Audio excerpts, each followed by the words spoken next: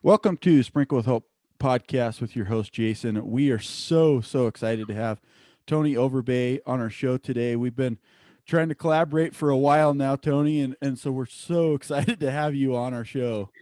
There's been a lot of false starts, and I know I did a podcast recently on accountability, and I will own all of it. I know I had to set this diva-like mentality just so that you guys would even think it was cooler when I finally came on.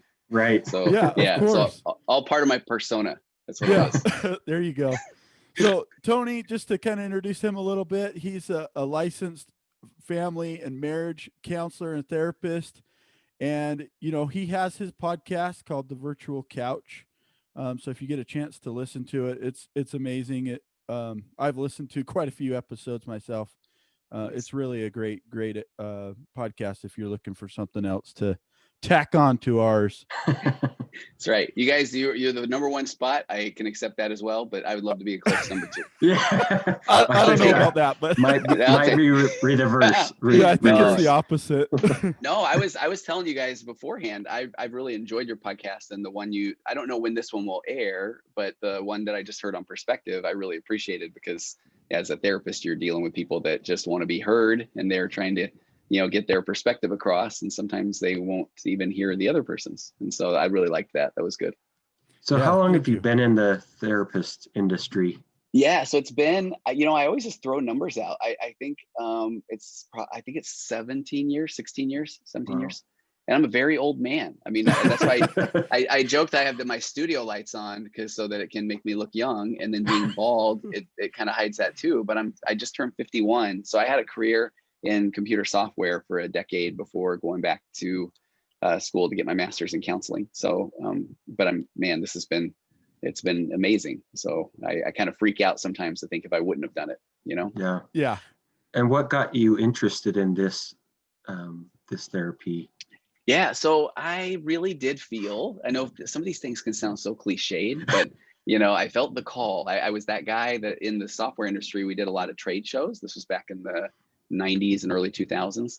And I just found myself just really liking just to connect with people. And I would find that people would open up about all kinds of things. And I just enjoyed that. And, I felt like I had to pedal my software to make a living, but I really enjoyed the interaction with people. And this was the time where the .com boom was just rising, and so I thought I would be this gazillionaire, but then it just broke, and I was part of that. So then I thought, oh my gosh, this is not for me. And I actually started my own computer hardware company, again, not realizing I wasn't very passionate about it. I made these little duplicators that sold into the computer forensics industry. So it was still fun to go to these trade shows and talk to people doing these crazy investigations, but it wasn't a passion. And I actually got sued for patent infringement for my little device.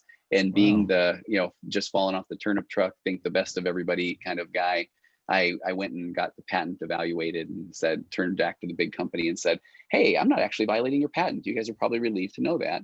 But then it turns out that wasn't their goal. They wanted to sue me out of the industry, the little company. Oh my goodness. I know I've never really talked about this, right? So let me go lay down on my couch. Hang on. Yeah. And so at that time, I really did feel this call to work with men as a therapist. And I'm sitting here getting sued, and I ended up settling this first lawsuit just because I learned that was cheaper than to fight it. And then I didn't realize that, I don't know if then all the big companies that were in my industry get together and say, hey, you can sue Tony. He's a nice guy. And so then there was, a couple other lawsuits come, and I thought, what am I doing? So then I go back to school, I get my master's in counseling, and I end up working part-time as a therapist for the church for a number of years, kind of just thinking that I would still stay in technology.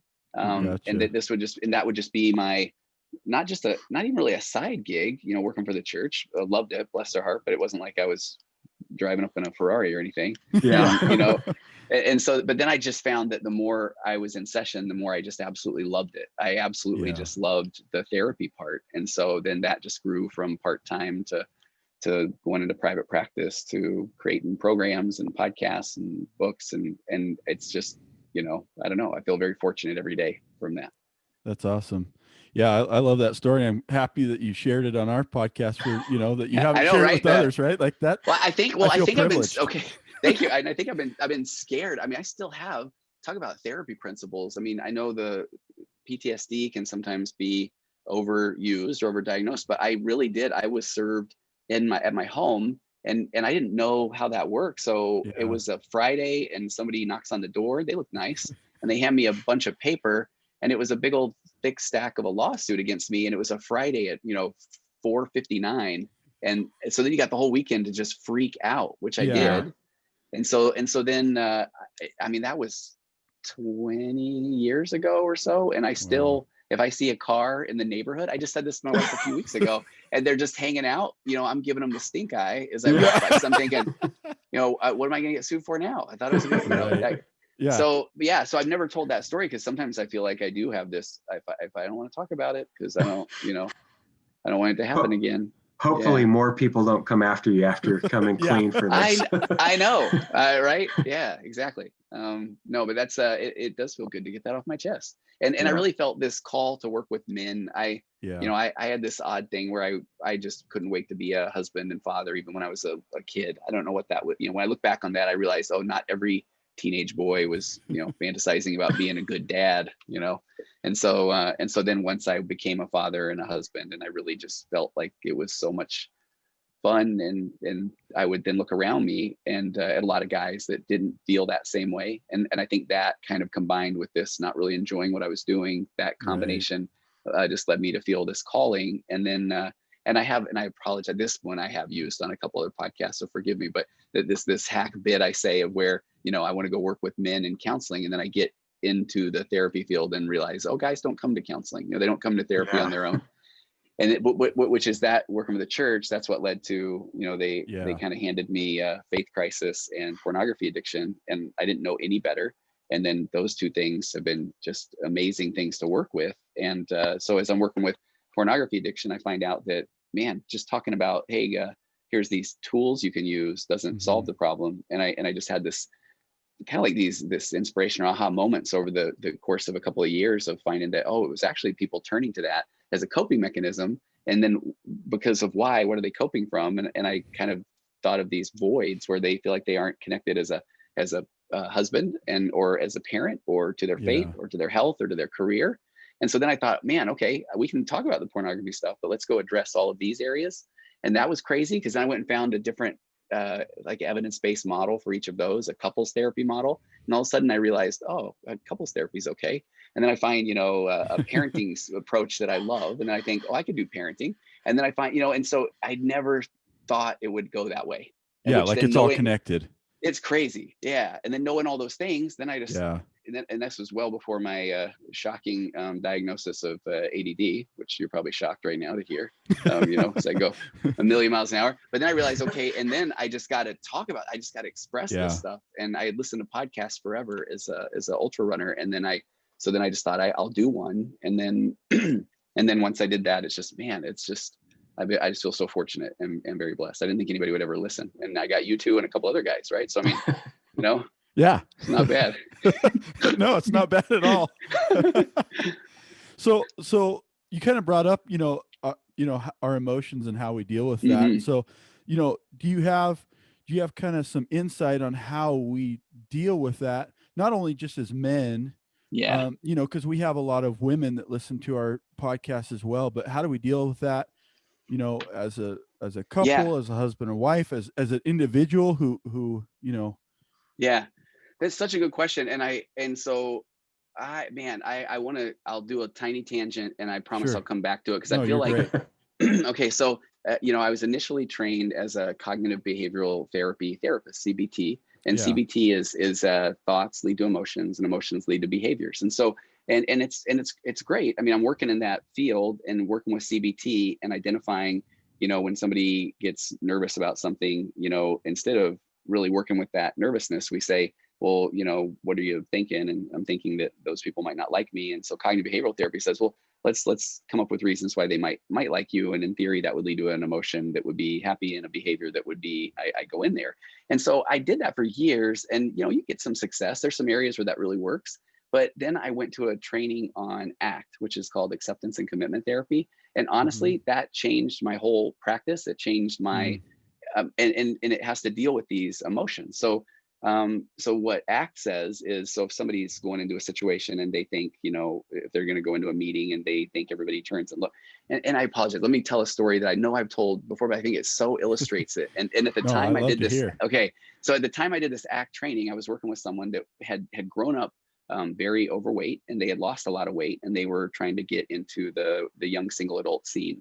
And so they would go to meetings or activities, and then just opening the door, people would look at them and they would immediately think, oh man, they think I look horrible. You know, they're judging me. Yeah. And so I was literally doing CBT at the time, cognitive behavioral therapy. And I'm saying, okay, well, you look good now. And so your automatic negative thoughts are that they are looking at me like I used to look when I was young and overweight.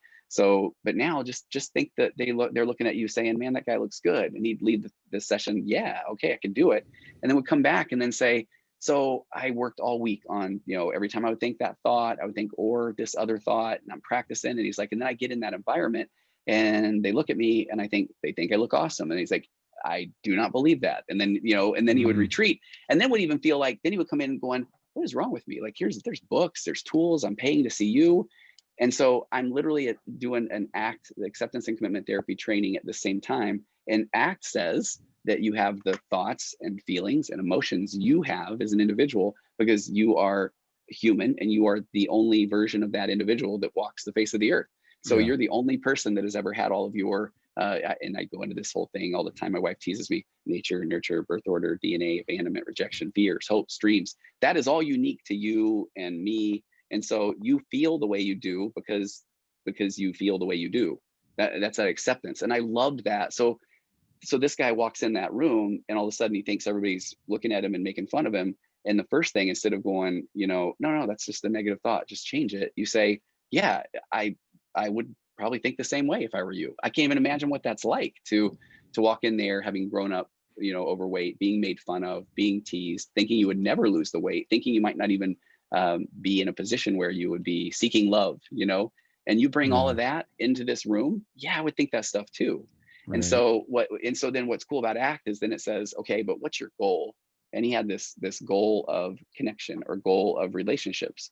So if your goal is to go in there and connect or create connection or a relationship, you know, when you think about that goal, and if it's a goal that's based on your own values, then you get this little bump of dopamine and you go, yeah, that, man, I want to do that. But then your brain likes this path of least resistance, or it kind of likes to just say, hey, can we just do it later? So then your brain comes up with all these reasons of, you know, yeah, I want that, but, you know, I don't even really know what to say, or nobody even might want to talk to me, or I might not even really ever find love, and so if your brain can get you to attach to one of these thoughts, then you don't even have to go in there. So again, we got a whole game changer with the way we deal with our thoughts and emotions. And so instead of even thinking what's wrong with me, or I just need to just change it, then it's like, first I need to accept it. Oh, okay. No, I'm feeling this way because I'm a human being. And then it's like, but what do I want to do with that thought? You know, what do I want to do with that emotion? And right now I want this connection with other people in this room. So the thought, the story of, I don't know if I'll even know what to say, or what if nobody wants to talk to me? Then those are just stories my brain's telling me, and they're leading me to some emotions that, you know, I'm not even going to argue if that's a true or false statement. I might not connect with somebody. I might not even know what to say, but that isn't a productive thought toward my goal of connecting. So and I'm giving you this like a 10-minute overview of ACT that can, right, it can be done in weeks of time. But so then it's like, you know, thank my brain for telling me that. You know, it's looking out for me, doesn't want me to get hurt, you know, it doesn't want me to be open and vulnerable. I get that, but that's not been helping me up to this point. So I'm going to invite these thoughts and feelings and emotions. I'm going to invite them to come along with me while I go into the room, you know. And so I feel like that's why I loved your question of what we were going to talk about today, because I feel like one of the first things I love to tell people is when they go, I mean, somebody that, you know, left my office a couple hours ago was just, you know, they're saying, I know I shouldn't be thinking this, or I know that this isn't the right thing to think. And I always just want to say, says who? I mean, if whoever is telling you don't think that, well, that's not their experience. So let's just kind of reframe that and say, man, check out this thought, you know, look at this that I'm thinking. And then what do we want to do with that thought? So I just love that. So I'm not ever trying to bag on CBT, because there are so many good CBT therapists and it helps in a lot of situations. But for me, I found that acceptance and commitment therapy thing was amazing.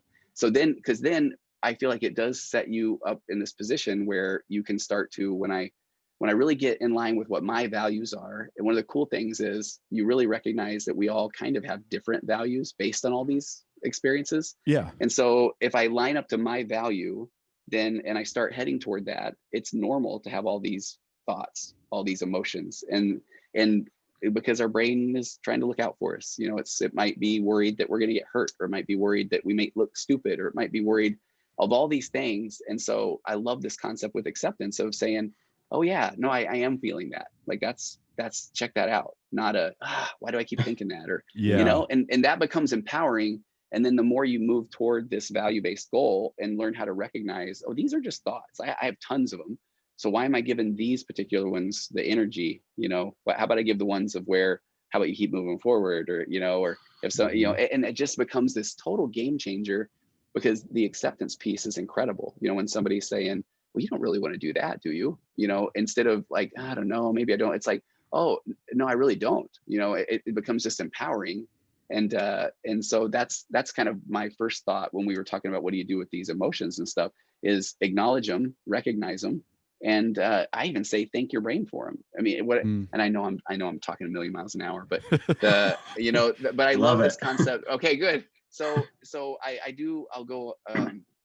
So it's important, I think, to recognize another one of these things that was amazing was I was working with a client that was getting functional brain scans at a very world-renowned clinic, and I got to be part of the treatment team. And this is the stuff that it's a joke. I'm talking to people that are actually smart. You know, I'm in the room and I'm you know, part of the treatment team, but man, I would just soak up all this information. And there's this concept that I love where, you know, your brain, and I always say, bless its pink squishy heart, you know, it wants to live forever. I mean, that's its goal. And your brain believes it has this finite amount of energy. And so its whole goal is to do as little as it can, because that will allow it to survive. And so, you know, that's why we like, and I think you guys talked about this, I think in the perspective one. So we like order, we like patterns, you know, and so as soon as we find a pattern of behavior, and so as soon as we learn how to tie our shoe, or as soon as we learn how to, I don't know, brush our teeth, then our brain puts it in this part of our brain called the, you know, nerdy stuff, basal ganglia. It's the habit center, a little walnut size piece on top of the brainstem. And because once something becomes a habit, and if you put it in this little habit center, your brain's going to run on about 10 to 30% electrical activity, because your brain doesn't even have to think much about it. But new things, it takes a little more brain power. So you're going to use maybe 70% electrical activity. So I think when you kind of even have this concept down, that again, bless your brain's heart, it wants you to just kind of relax, and it wants you to do it tomorrow. And it wants you, even though sometimes people feel stuck, or they feel down or depressed, and they think, man, I know going to the gym would help me, and they get the little dopamine bump, but then their brain's like, yeah, let's maybe do that tomorrow. Or you know, or let's or how about we I don't know if we really want to do that, because you might make a fool of yourself. You don't even know what exercises to do. And you can see how, I mean, that's why I always say, bless your brain's heart. It's opting for tomorrow. And the problem is, it doesn't realize that the more you go and do, you know, the more you kind of start to have all of these amazing experiences, some good, some bad, but you know, your brain's always looking out for you. And that's why I think it's fascinating. Even things like anxiety comes from a good place. I mean, anxiety comes from a, hey, don't turn that corner, there might be a saber-toothed tiger there. So, you know, be a little anxious before you go into this area. But sometimes our brain starts thinking, okay, we should probably worry about a lot of things, you know, based on some of the things that we've been through. Or so I now don't even know if I answered the question. You did for me, because you brought it to a point where we're human, and I can relate to that, because, well, I'm human. And as a human, I have thoughts, but that doesn't mean that I have to grasp onto that thought. I can say, well, yeah, I don't want that thought. See ya. And I'm going to go towards more positive and uplifting stuff that I want to think about. That just hit home for me, because, well, I'm human. No, I dig it. I do it now. I mean, I worry about your brother. I mean, right.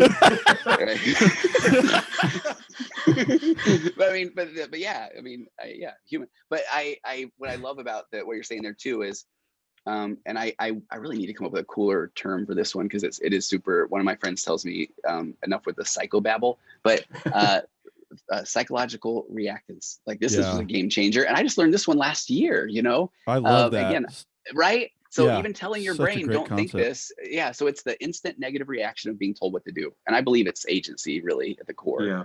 But right. And no, so Jason, tell me, I'm grateful that, yeah. What do you think about it? Or I love that concept, and you kind of brought it to my attention. You know, I listened to one of your podcasts where you brought it up, and my oldest son, I think that he totally has that, because I've brought a couple things to him, like, hey, let's we're in this cell phone era, right? And so we're dealing yes, with these issues that no parent really before us has dealt with, right? absolutely. Yes. And so we were talking about it and having this discussion, and he's just like instantly, nope, I'm don't even want to hear you Yes. anymore. And he had that psychological reactance, because he was just Total. like, you're asking me to do something, I instantly, nope, I'm not doing it, no Yeah. matter what you say. Well, I know I always make the joke that if I went home and let's say somebody had paid me with cash, and before I tell the IRS, don't get me wrong, but if I went home and I said to my son, hey, Jake, do you want this $100 bill? Or no, here, take this $100 bill. I honestly believe he would probably go, hey, I don't have to do what you tell me to, Dad. And they'd be like, oh, okay. No. That's, yeah. I'll take that. Right. So I'd be like, yeah, it just jumps out. Okay. Do you want another breaking exclusive? Absolutely. So I've got this free parenting course. That's a shameless plug. I'm horrible at plugging, but I've got this parenting course on my website, and I did it when COVID broke out, and I wanted to help and all that stuff, because I knew that parents were going to be with their teenagers and stuff, and they're going to go nuts. But it's based on this thing called the Nurtured Heart approach. But the breaking exclusive that I don't know if I've talked about on a podcast per se, I did it in this parenting course, was I did some consulting. Again, one of these things where, do people not really know that podcast doesn't mean that I'm a world-renowned expert? So I get invited to do this consulting at a very large company, an extremely large company. And it was one of these things where they say, hey, can you take these 3 days? And all we have to offer you is this amount. And then I literally, like, I want to take a drink and do a spit take just so I would have that moment where I could say, so I had to be like, okay, I think I can do that, and so then they said that I'm in this room. And so this large company, they hire, it's 5,000 to 10,000 new hires a year, and they're all young. And the data they had was, in olden days, the new hires would last 4 or 5 years before they would start to look for other employment. And now the new hires are lasting like 11 months. So they were bringing people in, such as myself and some other people, to say, how do we retain kids these days? And it was basically a room full of all of us that were older. And so it was kind of hilarious. Yeah. But Jason, like, the part about the cell phones that's so amazing, they had this data that blew my mind. So again, having already shared that I had a technology background, back in my day, they laid out this graph that talked about, long ago, technology doubled every 2 or 3 years. So a hard drive would get twice as big, or a computer chip would get twice as fast every 2 or 3 years. And then, so they kind of had this, and do you do video, or is it just audio? We do both. Yeah. Okay, cool. So I've got so I always do this thing with my hand. So like, if this line is, here's that technology baseline of every 2 or 3 years it doubles. And they kind of showed this curve of where now, it's kind of going off, bending this way. And so nowadays technology doubles every few months. So, and showed that. So then it overlaid this generations. So the kids these days, and it almost mimicked the speed of which the generations evolve, almost matched that technology curve. So first of all, that was mind blowing. But then here's where that stuff just, honestly, again, game changing kind of stuff.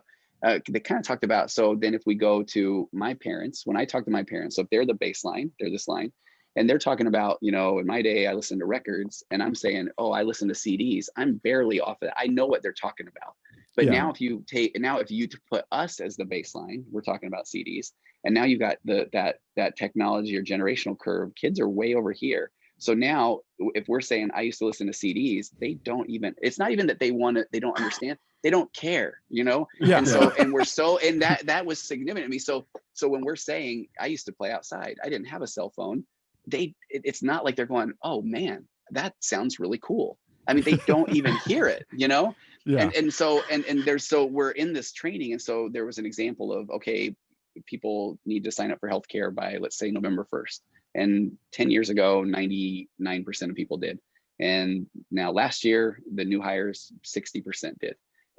But then 4 days after the healthcare expired, then somebody breaks their leg and they say, hey, where's my healthcare? And then the people say, well, you missed the window. And they're saying, I don't your mouth's moving. I don't know what you're saying. So where's my healthcare? And so here we were, and it's all of us old people, and people immediately start saying, well, they need to do the thing. They need to sign up by this day. And if they don't, and there was an amazing person in there who just said, hey, that's why we're here, because they're not. And then, I almost named all these other, but these other very hip companies in the area are saying, hey, whenever you want to have healthcare, you can have healthcare.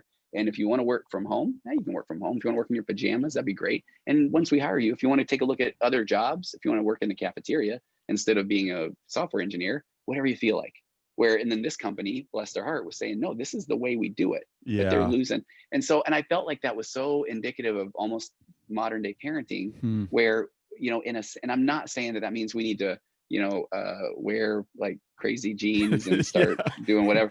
I'm not saying that, but I feel like the part where we're, and this all came from when we're talking reactants, that part where we're still trying to hold on to, you just need to understand that cell phone is addictive. You just need to put that thing. We got reactants going on, and we've got kids that they're not even listening. So I feel like this is what, and in my parenting course, I really try to teach this a way to really lean in with the questions like, hey, tell me more about the phone, or what's your biggest challenges or struggles, or, and be able to have them feel heard. And, and is it fair? No. Is it the way we used to do it? No. But is it productive to keep doing it the way we do it? It's kind of not feeling that way at times. Right. And so anyway, sorry, that was a tangent and a half, but I just love that concept because it's really right. And it's really led me to, I would love to tell my kids all the time, get off your phone, but if I do that, they don't go, Dad's right, man, he used to not have a phone. I want to ask him more questions about that. It doesn't, it's so crazy. It doesn't compute, right? No, it doesn't compute. I had this thought in my mind that, as you were saying, you're going to tell your kids, or I'm going to tell my kids, hey, I used to go out and play outside. And they're thinking, where's my phone, my tablet, my laptop, my computer, everything? Where's all my stuff? Because I'm missing it. I need all that stuff. Totally. And our generation was like, let's just go outside. See ya, parents. 100%. And even like with the work I do around people that struggle with things like pornography addiction or that sort of thing, it's even hard because the kids that have grown up with phone or with access, or even that, it gives me so much empathy for kids and what they are growing up with. Now, sure, they come across as incredibly entitled and that sort of thing, but I still do have a lot of empathy, because I can't imagine I really can't imagine having grown up with the device in my hand that had all that access. And I really can't imagine, I've learned even recently that one of the big components of things like ADD or ADHD is a kind of a sensitivity to rejection. And so, I can't imagine having something like ADD or ADHD and then having social media and then, not getting the likes or not getting the support. And then add to that a parent who, bless their heart, means well, and just saying, well, then don't do it. Like, don't go on the phone anymore, Right. And so that's a big old stew of just somebody feeling like, what's wrong with me? Yeah. And I can see that as like almost, you're saying, well, don't get on the phone. It's almost like for them saying, oh, well, don't breathe then, Yeah. Because right. it's their very core, right? Like this is the generation that no matter what we do, this is where it's going. So no, I like parents, we either jump on the train or we're left in the snow. So okay, so I feel like this is gonna almost rehearse, like we set this thing up, because I really do. But I love what you said there, because so I just did a episode on acceptance. It might have been this week actually, and what I love is I've got these modalities of therapy that just work. But then I feel like within those modalities, the more I get to talk with people and interact with people, it's just things just start to really click, and then you want to explore a new idea, and that's what then I'll bring to a podcast. And so this one I just did on acceptance, I really feel like people kind of view acceptance as the end, or acceptance as apathy. So I think we worry, and this is cool because I haven't even thought this with the cell phone, so thank you. But if we kind of view that if we accept that our kids are going to be on their phone, that then we're just saying, so I guess that's just the way it's going to go, and they'll just do it, and I have no control. But really, I feel like, acceptance means that once we accept it, now we can work with it. Now that we're no longer trying to fight the fact that they're going to be on their phone, now we have more of that calm or peace or energy to then say, hey, tell me more about the phone. What is that like? Are there times where that gets to be too much? Because I really did have a situation with my daughter. It was a couple of years ago where I put this into play, and she's doing some homework and she keeps answering her phone. And I wanted to say, okay, put it away. Instead, I said, man, I said, hey, I can't even imagine with my ADD of if I was growing up having people just continually text me, what's that like? And I felt like, set the table for a successful conversation. And she said, she's like, it can be really annoying, but then these are people and we're all doing our homework and they don't know how to do certain things and I don't. So it's this collaboration. And I just thought, wow, I had no idea. I thought they were just texting pictures of like food or pictures of their face or whatever. And so then I said, man, thank you so much for letting me know that. I had no idea. And so then I said, do you ever have thoughts about ways that would be more efficient? And then she had some thoughts about, setting it aside or doing this. And I just thought that was so cool, instead of that put your phone away. Yeah, I love that because you went into her world instead of saying, this is my world, ditch the phone. That's what I would do. That's amazing that you were able to ask a question simply and say, hey, I wonder how it would be like that. So you entered into her world and then you allowed her to come into your world by asking follow-up questions. I love that. No, I dig it. And I like that you said that too, of that coming into her world, because then I think it goes back to our kind of theme about emotions. I had all the emotions. I had all the thoughts of this is ridiculous. I can't believe this, I'm paying for the phone. I'm not appreciated. I mean, you can have so many thoughts go through your head right then. Right. Yeah. And so they were all there, but that doesn't mean I had to react to them. I chose to react to the one that was, tell me more. And I learned more. And then so, and actually, this is, I feel like I'm going to tiny bit promote, but I feel like another thing. Please go for it. Okay. So 2 weeks ago, I did a podcast that I called the 4 Pillars of a Connected Conversation.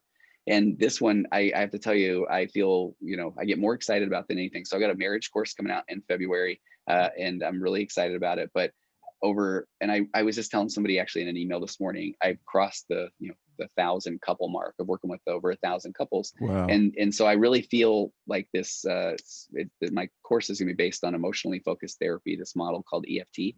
But I've kind of come up with these principles, these 4 pillars of a connected conversation. And I feel like they aren't just a marriage related thing. They're just a communicate with your kid thing. And the first one of that is to assume good intentions. And so what I mean by that is if nobody wakes up in the morning and thinks, how can I hurt my parent or how can I hurt my spouse? And so if my daughter's sitting there responding to 800 texts while she's doing her homework and I'm annoyed, she didn't wake up and say, ooh, okay, long game here. When my dad comes into the kitchen, I'm going to just go crazy on my phone. It's going to tick him off. I can't wait.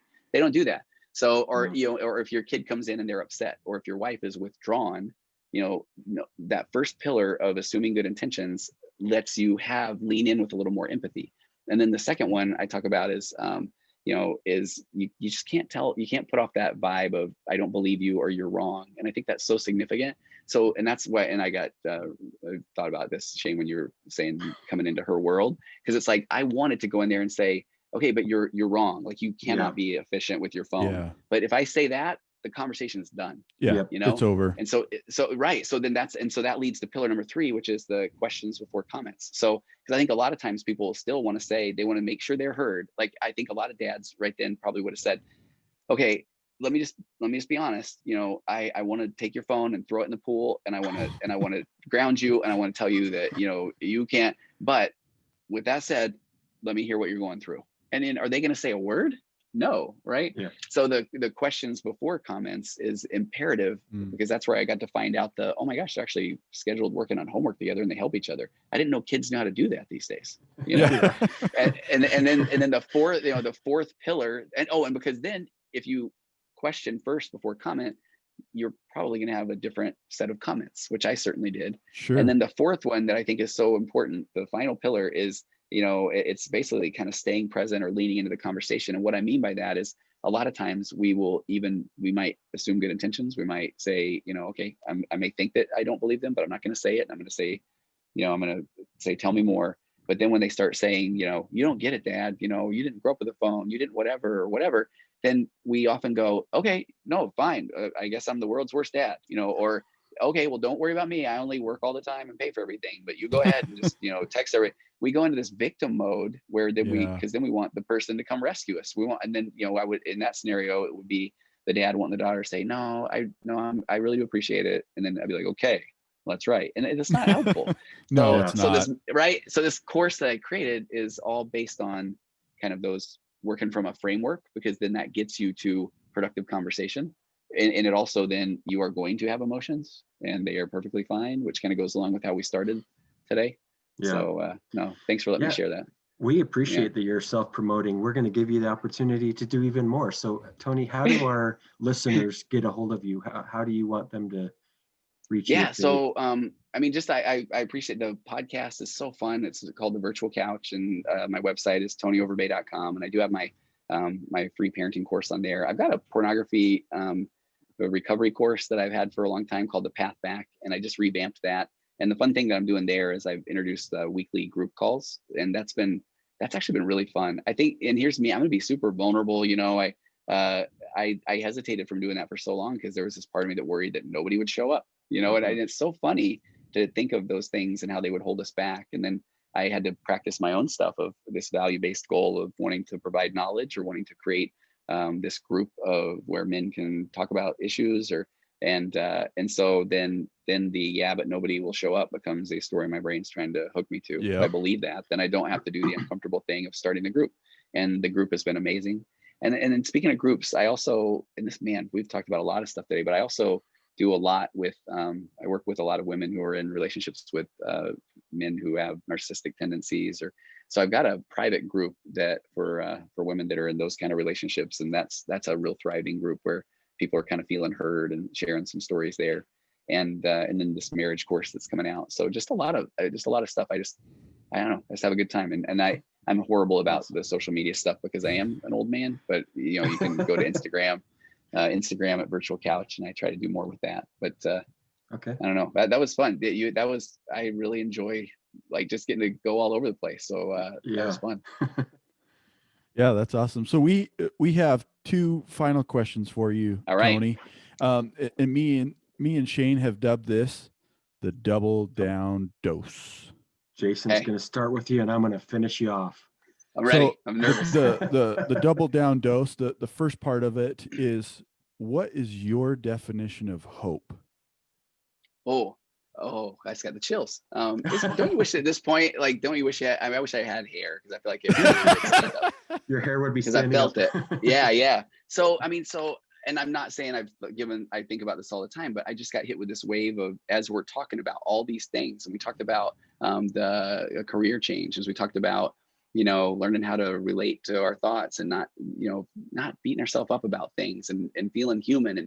And I mean, so hope to me is, it really is learning how to just feel okay in my own skin, or learning how to feel authentic, and learning how to, because with that comes gratitude, and it just becomes an amazing way to live. And it is absolutely not without ups and downs. And I have them every day. I can have, I can be on fire for 1 minute, and then, maybe the second we're done, I'll kind of go, oh man, did I blow it or whatever? And then it's like, oh, I'm noticing that I'm telling myself the did I blow it story. That's not productive.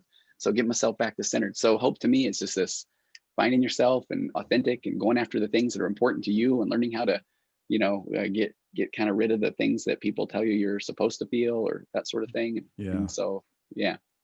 That's great. I love it. So the second part of Double Down Dose is, how does Tony see, how would you define love? Oh, okay. So I'm trying to work on a podcast episode about this because I've been thinking about this a lot. That's a great question, because I feel like we use the word love for a lot of different meanings. And so, and I didn't realize till not too long ago that we're one of the only languages that just has the word love, and that in other languages there's different types of love. There's, this unconditional love for family, or there's this romantic love, or there's this, and so I'm really fascinated by that right now. So, I kind of feel like that defining of love right now, because I've been thinking about this one, is I kind of feel like love for me comes along with empathy and care and concern of another human, allows me to feel love for them.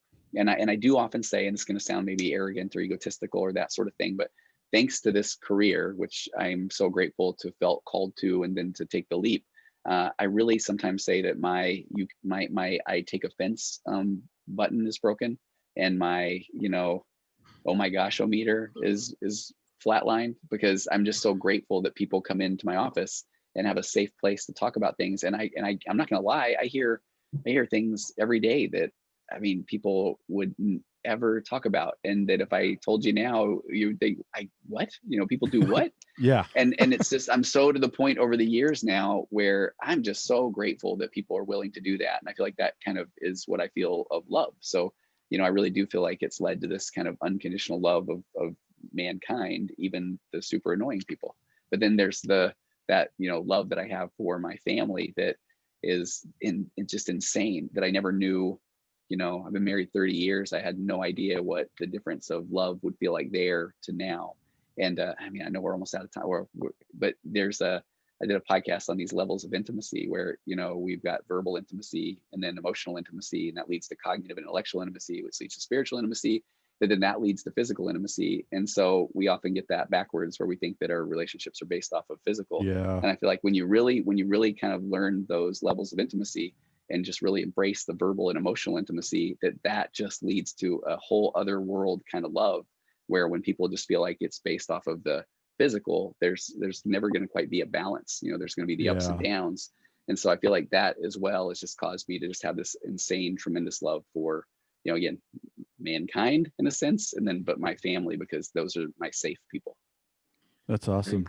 Tony, I've really enjoyed it. You know, our discussion today, I really feel like you've given a lot of good insight.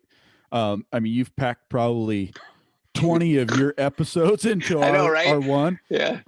But you know, I'm just really grateful for the things you said. I've obviously taken a lot away from our discussion. And so thank you for coming on today. I'm glad we finally got to talk, and we'll definitely be having you on again soon. Yeah, I'd love to anytime. And this was a lot of fun. And I loved what you're saying there. Yeah. I feel like if somebody wants to hear about my podcast, I'm probably going to point them here and say, hey, here's a little potpourri, you know, here's a little, here's all the stuff. And then they can go find maybe extended versions over on my podcast. Yeah, for sure. So, thank you so much. Thanks so much, gentlemen. Yeah, that was a blast. This really was. We'll have to do it again. Yep. Okay. Thank you.